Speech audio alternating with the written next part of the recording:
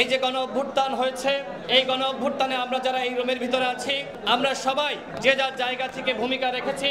আমরা ফ্যাসিস্ট হাসিনার পতন ঘটিয়েছি, কিন্তু তারপরেও আমরা লক্ষ্য করছি যে আজকে চারিদিকে অনৈক্য, আমাদের ভিতরে বিভেদ। আমরা সবাই মিলে কি পারি না এমন একটি রাষ্ট্র গঠন করতে, যেখানে হানাহানি থাকবে না, যেখানে মারামারি থাকবে না, যেখানে বিভেদ থাকবে না? আসুন আমরা সবাই মিলে আমরা ঐক্যবদ্ধ হই, যেমনি ভাবে আমরা ঐক্যবদ্ধ হয়েছিলাম হাসিনার বিরুদ্ধে। আমরা যদি ঐক্যবদ্ধ না থাকতে পারি, তাহলে কিন্তু শেখ হাসিনা এবং আওয়ামী রেজিম আবারও ফিরে আসবে। আমরা দেখতে পাচ্ছি যে অন্তর্বর্তীকালীন সরকারের উপরে জনগণের যে ধরনের আস্থা এবং ভরসা ছিল, সেটি কিন্তু ডে বাই ডে কমছে।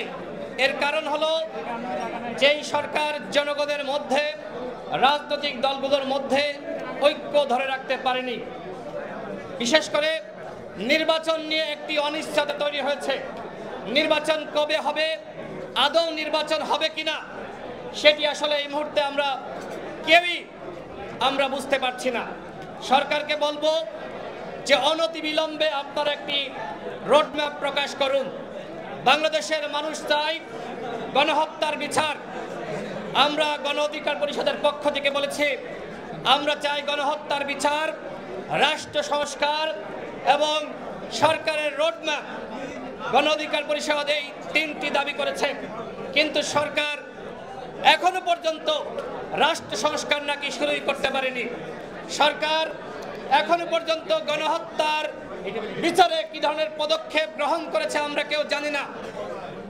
সুতরাং সরকারকে বলবো, জনগণের যে প্রত্যাশা ছিল, আপনাদেরকে যে উদ্দেশ্যে ক্ষমতায় বসিয়েছে, আপনারা জনগণের সেই আশা আকাঙ্ক্ষার বাস্তবায়ন করুন।